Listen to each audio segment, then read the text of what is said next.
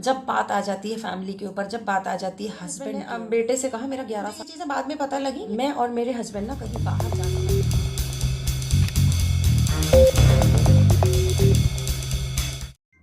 राधे राधे, श्री हरिदास। कैसे हो दोस्तों आप लोग? आई होप आप लोग एकदम से स्वस्थ हो गए और मस्त हो गए अपने परिवार के साथ में।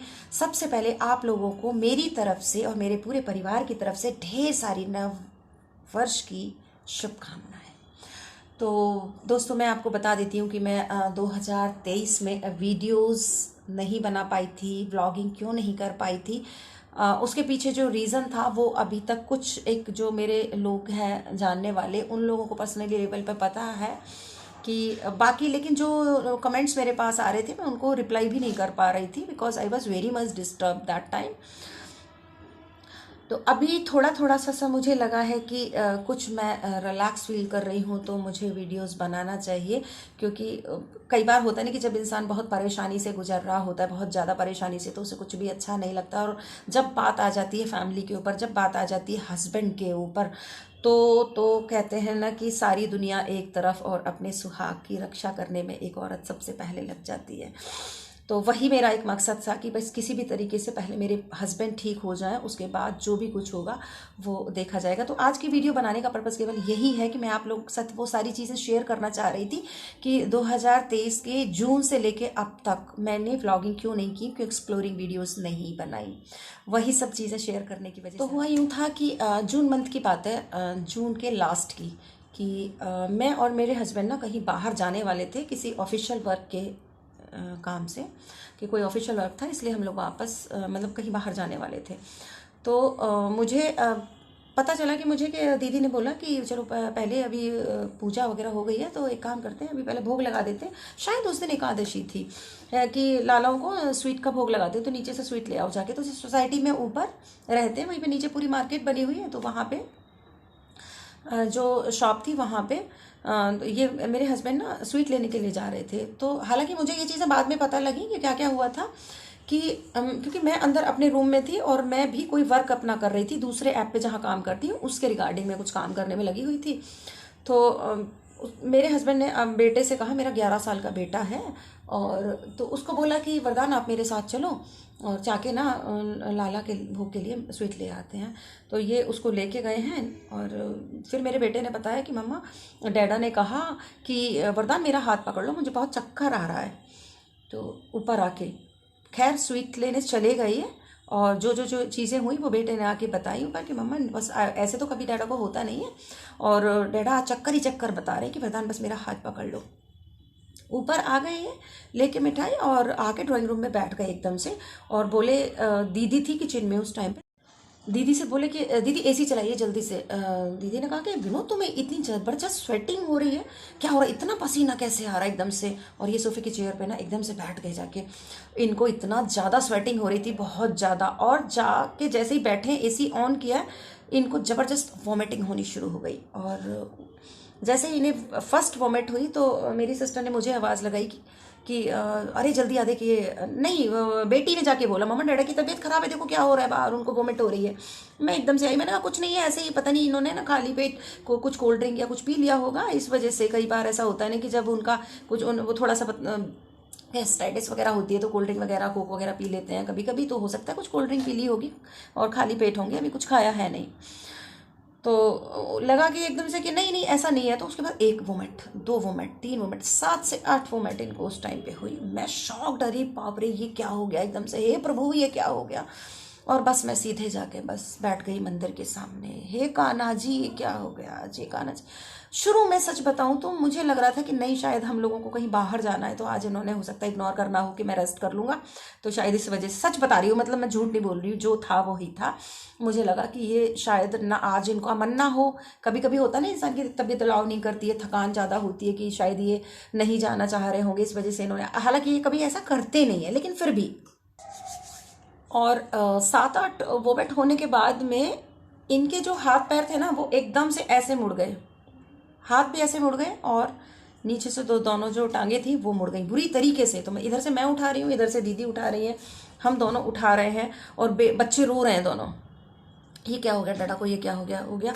और उस टाइम पे और कोई था भी नहीं, बस मैं दीदी थे और बच्चे थे चारों घर में। समझ में नहीं आ रहा था कि क्या करें। जैसे तैसे इनको, मतलब आप ये सोचो कि हम दोनों को कंट्रोल करना ना, विनोद को इतना मुश्किल हो रहा था, उठाना बहुत मुश्किल, लेकिन फिर भी जैसे तैसे हम इनको उठा के बेड पे लेके गए। जैसे ही बेड पे लेके गए, घुटनों के बल ये जाके फिर से गिर गए बहुत। मुझे एकदम से लगा कि शायद मेरे हस्बैंड को ना पैरालाइज हुआ है, क्योंकि 2021 22, हाँ 2021 में वही वाली जो मेरी सिस्टर है जिनके यहाँ पे मैं थी, उनके हस्बैंड को भी पैरालाइज हुए थे। तो 2 साल ही हुआ था उस चीज़ को। तो मेरे दिमाग में एकदम से ये था कि अरे यार, ये कहीं ऐसा तो नहीं कि वही चीज़ हमारे यहाँ पे दोबारा रिपीट तो नहीं हो गई है, मेरे हस्बैंड के साथ भी तो कोई प्रॉब्लम नहीं हो गई है कहीं। हाथ पैर एकदम टेढ़े, और ये जैसे ही हमने बेड पे बैठाए, बेड से नीचे गिर पड़े। गिरते ही और इनको फिर से उठाना मुश्किल, और फिर से वोमिट इनको। उस दिन समझ पाना कुछ भी बहुत मुश्किल, लाइफ में क्या होने वाला है, क्या हो रहा है। दीदी ने इसी बीच में ना जीजा जी को फ़ोन कर दिया था, तो जीजा जी भी ऑफिस से तुरंत निकल के आ गए थे कि विनोद को हॉस्पिटल लेके जाना है हमें। डॉक्टर के यहाँ पे गए हम। सबसे पहले हमने इन्हें फिजिशियन को ही दिखाया था, क्योंकि हम लोगों ने यही डिसाइड किया था कि सबसे पहले फिजिशियन को दिखाएंगे, क्योंकि हमें पता नहीं था कि उनको प्रॉब्लम हो क्या रही है। हमें तो हमने फिजिशियन को दिखाया। फिजिशियन ने इन्वेस्टिगेशंस बहुत सारी लिख दी, मेडिसिन्स दे दी, और हॉस्पिटल तक ले जाने तक की जो जर्नी थी वो बस मैं आपको एक्सप्लेन नहीं कर सकते। आप लोग खुद समझ सकते हो कि हम किस तरीके से विनोद को डॉक्टर के यहाँ पे लेके पहुँचे। मतलब बहुत मुश्किल था पहुंचना वहाँ तक, लेकिन कान्हा जी की कृपा से डॉक्टर के यहाँ पहुंच गए। और बस डॉक्टर ने दवाई दी और बोला कि 5 दिन की दवाई डॉक्टर ने दी, और बोला कि आगे रेफ़र कर दिया था इन्हें साइकेट्रिस्ट के पास में और न्यूरोलॉजिस्ट के पास में। और जो डॉक्टर ने यहाँ पे जो हमने फर्स्ट एड दिलाई थी, वो जो डॉक्टर को दिखाया था, उन्होंने भी बहुत सारे इन्वेस्टिगेशंस लिखे थे, तो वो भी हम लोगों ने फिर करा लिए सारे। और उसके बाद में जहाँ पे डॉक्टर ने रेफ़र किया था, कि उन्होंने कहा कि जो सडन प्रॉब्लम हुई है उससे तो थोड़ा सा निजात मिल जाएगी 1-2 दिन में, और लेकिन आपको मैं रेफ़र कर रहा हूँ कि आपको आगे कंसल्ट जरूर करना है डॉक्टर से, आगे साइकेट्रिस्ट से और न्यूरोलॉजिस्ट से।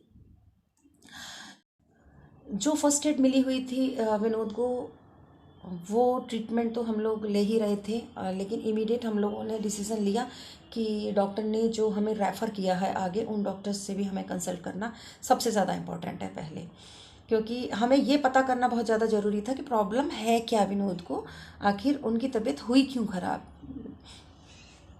तो सारे इन्वेस्टिगेशंस करा लिए गए, और हम लोग आगे भी जहाँ पे डॉक्टर ने रेफ़र किया था वहाँ ले गए विनोद को, और वहाँ पे बहुत सारी MRI वगैरह सब कुछ, मतलब तमाम इनके इन्वेस्टिगेशंस हुई, और हालत ये हो चुकी थी कि जो MRI में आया था कि वो जो नर्व होती है ना, ब्रेन की नर्व होती है, वो श्रिंक हो गई थी। ब्रेन की नर्व श्रिंक होने की वजह से इनकी जो मेमोरी थी वो चली गई थी, मेमोरी लॉस हो गया था पूरा। मेमोरी लॉस होने की वजह से वो, मतलब कहते हैं ना कि बहुत सारी चीज़ें भूल रहे थे वो, कि उनको कुछ पता ही नहीं था, और बस एक हॉरर सा, और अंदर से ना मतलब डरे हुए, जैसे कहते हैं ना डिप्रेशन, मतलब दोनों चीज़ें साथ साथ चल रही थी। न्यूरोलॉजिकल ट्रीटमेंट भी साथ साथ चला है और साइकेट्रिक ट्रीटमेंट भी साथ साथ चला है इनका।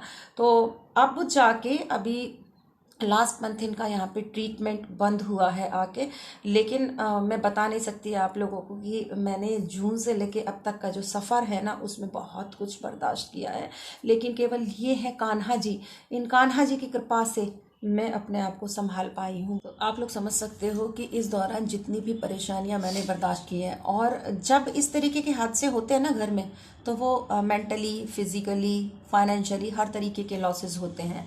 बच्चे डिस्टर्ब, उनकी पढ़ाइयाँ डिस्टर्ब, सब कुछ एकदम से अस्त व्यस्त हो चुका था मेरी लाइफ में ना, बिल्कुल अस्त व्यस्त हो चुका था। और अब धीरे धीरे धीरे धीरे वो सारी चीज़ें स्ट्रीमलाइन होने की कगार पे आती जा रही हैं धीरे धीरे। कहते हैं ना कि लाइफ में स्टेबल कुछ भी नहीं है। अगर दुख लाइफ में आता है तो वो भी हमेशा के लिए नहीं होता है, और जब सुख आता है लाइफ में तो भी वो हमेशा के लिए नहीं होता है। जैसे दिन के बाद रात आती है, रात के बाद दिन आता है, वैसे ही दुख और सुख होते हैं। अगर दुख आया है तो सुख भी आएगा, और सुख आएगा तो दुख भी आना जरूरी है। तो लेकिन ये जो हादसा मेरे साथ हुआ है ना, इसमें मुझे बहुत सारे लेसन मिले हैं, बहुत सारी चीज़ें जो शायद मैं अब तक की अपनी लाइफ में नहीं सीख पाई, वो बहुत कुछ चीज़ें मैं इसमें सीख पाई हूँ। रिलेशंस को लेके, चाहे कि जो रिलेटिव्स होते हैं उनका बिहेवियर किस तरीके का होता है, या फिर बहुत सारी चीज़ें हैं। कभी किसी और दिन एक वीडियो बनाऊंगी इस बारे में मैं, तब आप लोगों से बताऊंगी उसके बारे में कि क्या कुछ और हुआ था। अभी तो ये था कि आज आप लोगों को बस ये बताना मेरे लिए ज़रूरी था कि भाई मैं इतना टाइम गायब क्यों रही, क्यों मैं ब्लॉगिंग नहीं कर पा रही थी। बस कभी कभी होता है ना कि डरती लाइफ में कुछ भी हो जाए, डरती नहीं हूँ मैं बिल्कुल भी, क्योंकि कान्हा जी मेरे साथ हैं। लेकिन अफसोस ज़रूर होता है, दुख ज़रूर होता है उन चीज़ों को सोच के कि किसी की लाइफ में क्या चल रहा है, लोगों को इससे कोई लेना देना नहीं है। लेकिन जो खुद रिलेटिव्स होते हैं ना, जो अपने होते हैं, जिन्हें हम अपना कहते हैं, वही लोग अगर हमारा साथ भी दे रहे होते हैं ना, तो टॉर्चर भी हमको इतना ज़्यादा कर रहे होते हैं, इतना टॉर्चर कर रहे होते हैं कि शायद परेशानी एक तरफ, लेकिन उनकी जो टॉर्चर, उनसे जो टॉर्चर होना है ना, वो चीज़ बहुत ज़्यादा पेनफुल हो जाती। एक तरफ से इंसान वैसे ही बहुत परेशान है, ऊपर से जो रिलेटिव्स हैं उनकी इस तरीके की जो बातें होती है ना, वो बहुत ज़्यादा परेशान करने वाली होती हैं।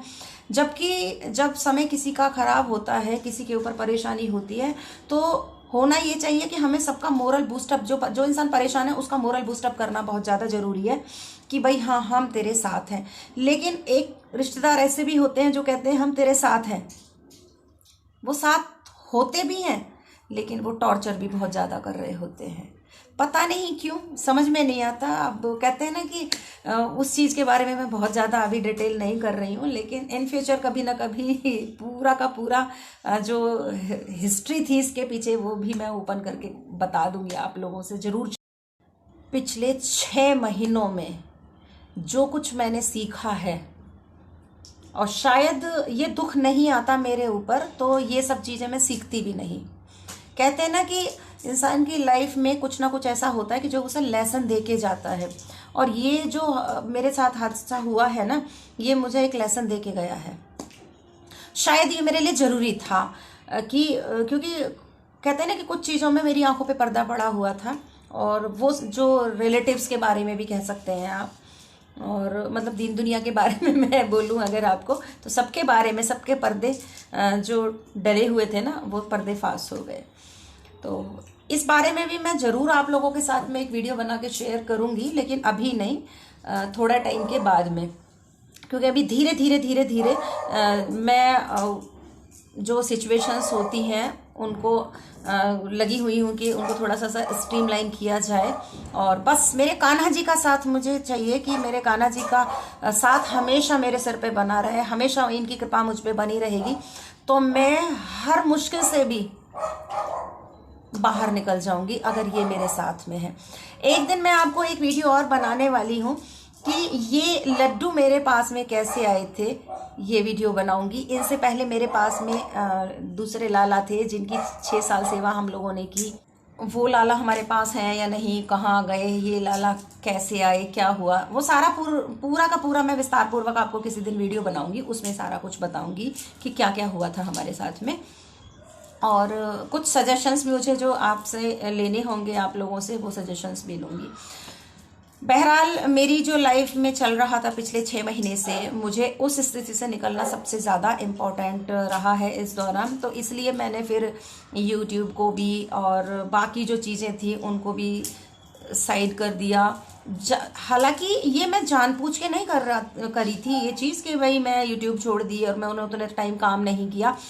जैसे जैसे मेरे हस्बैंड की तबीयत ठीक हो रही थी, वो रिकवर कर रहे थे, मतलब मैं बता नहीं सकती मेरे हस्बैंड की जो कंडीशन थी वो एक ऐसी हो गई थी कि जैसे एक इंसान बिल्कुल पागल हो जाता है ना, और बिल्कुल एक कोमा में चला जाता है इंसान, उस स्थिति में जैसे होता है, तो उस सिचुएशन से निकली हूँ मैं। तो आप समझ सकते हो कि मतलब कितने बुरे हालात होंगे मेरी जो पूरी फैमिली के। बट एनीवे, आप लोगों के आशीर्वाद, कान्हा जी का साथ, बाबा श्याम की कृपा की वजह से आज दोबारा से मैं अपनी लाइफ की शुरुआत कर रही हूँ। तो बस मैं कहती हूँ कि प्रभु की कृपा हमेशा हमारे ऊपर बनी रहे, और आप लोगों की दुआएं, आप लोगों का प्यार इसी तरीके से बना रहेगा, तो आगे भी जीवन ऐसे